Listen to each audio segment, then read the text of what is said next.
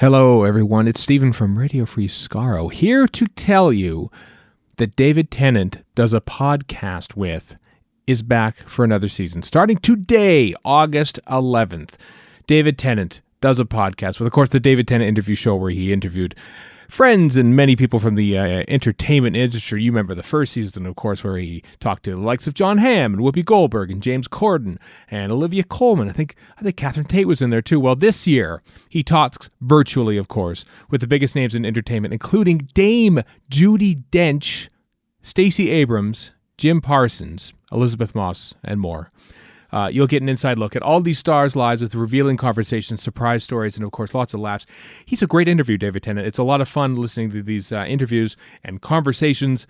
New episodes every Tuesday on Apple Podcasts, Spotify, Stitcher, wherever you get your podcasts. Starting today, as I said, August 11th, the new season, the second series of David Tennant Does a Podcast With. It's back. And just to whet your appetite now, here's a snippet of David's chat with former Big Bang Theory star Jim Parsons. Oh, God. You're unable to rejoin this meeting because you were previously removed by the host. Oh, man. I mean, what world do we live in where you can't have a second chance? That is brutal in its finality, isn't it? It really is. It's like, sorry. Do you see me? There you are. Thank you. Thank you. We've done it. Hello. I'm very, very touched that you said yes to this. Thank you. I'm thrilled to be here. I told you I started listening once I knew that I was going to do it. It's wonderful. You somehow set the table for a really nice conversation with people. Oh, there's always a first time for it to go wrong. Well, it's true, and it could be the guest's fault. Hello. David Tennant Does a Podcast with Jim Parsons. I've noticed that in the podcast. I'm always interested to see how somebody's going to say their name. Like, Whoopi Goldberg was very I can't even say, but there was an enthusiasm behind it or whatever. There was an exclamation point when she said it. That's true, there was. And I can hear it as you say that. But there was also a kind of, Whoopi Goldberg, what the fuck? Absolutely. There was a kind of, I am allowed to be here. I do. Yes. It's interesting, isn't it, how we say, I never feel particularly comfortable voicing my own name. I don't either. It feels awkward and clumsy in my mouth. I could not agree more. And we've had to do it in our profession a lot, in a much more formal, repetitively formal way than I think most other occupations would ever understand.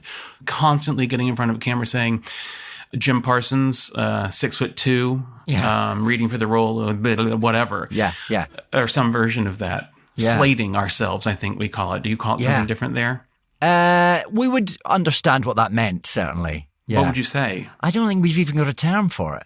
Yeah. You Americans are better at having terms for things like that. So that Is that true? I think it's true, yeah. We would just go, just say your name and give us your agent's name. Well, I would prefer that, actually. I don't like that it's got its own name, to be honest with you. It seems like such an informal, silly little thing that it doesn't deserve its own title. That may be true. Did you ever do those auditions where they would make you hold up? They wouldn't even get you to say it. They'd make you hold up a card with your name on it, like you were a prisoner of war. But back to our point about having to say your own name, as if you're going to get that wrong in some way. And I don't mispronounce, but give the wrong message. Yes. That's not a good case. Don't trust them. Write it down. But you're right. It is prisoner of war. That's amazing. It's not a good look for anyone, is it? No. I don't think. No, but you remember, too, the old Polaroids?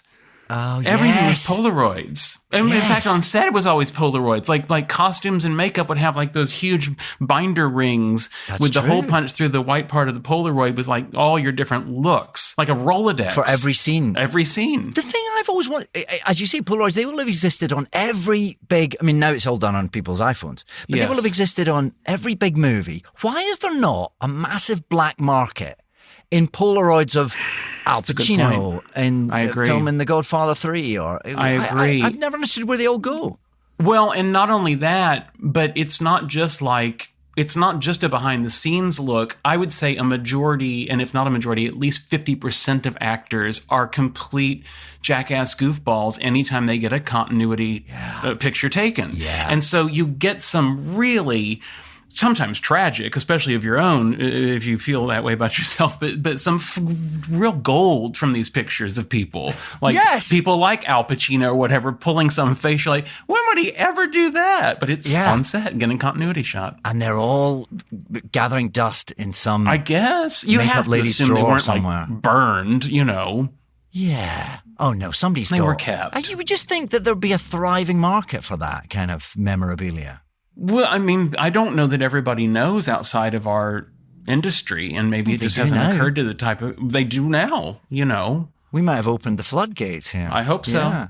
Yeah. I don't have that many of me because they transitioned by the time I was doing it. Yes. Well, it no longer exists, but I remember it very vividly. One of my first big TV jobs, I remember I did exactly that on every Polaroid. And again, this goes back to one's own sense of self, one's own feeling that you have a right to be there. On every Polaroid, I felt the need to sort of pull some goofy face or lark about. And until about a month in, the makeup designer, who was quite a stern lady, went, I am a professional doing my job, and you are not allowing me to do my job. Stop. And I got really, really properly told off. Yeah.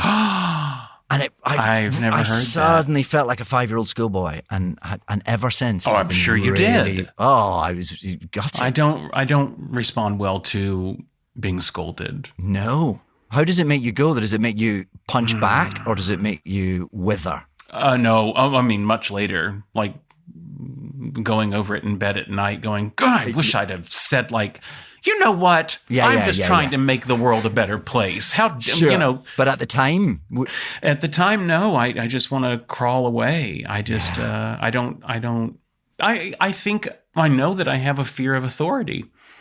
That's a real thing. I mean, I'm conscious of it, so I try not to let it get in my way. But in all honesty, I mean, that's what that stems from. To take this serious with your makeup story. We've gone deep fast. But it's true. I know that's what it's about. It's like, because I would agree with her to a degree. You are a professional. Yes, she was right. That's why I withered. You are the authority in this moment. And so I'm kind of having as much fun with it as I can because I don't know. I stop everything I'm doing to let her do whatever she needs to do to get her picture or whatever, and you're in her hands, and then to find that you've misbehaved in that moment, awful. It's a bad feeling. And it was the first time I'd had like a decent role in a big TV show. No, I was like number 3. I thought, this is fine. I can do this. Yeah. I'm like, sure, I can goof around.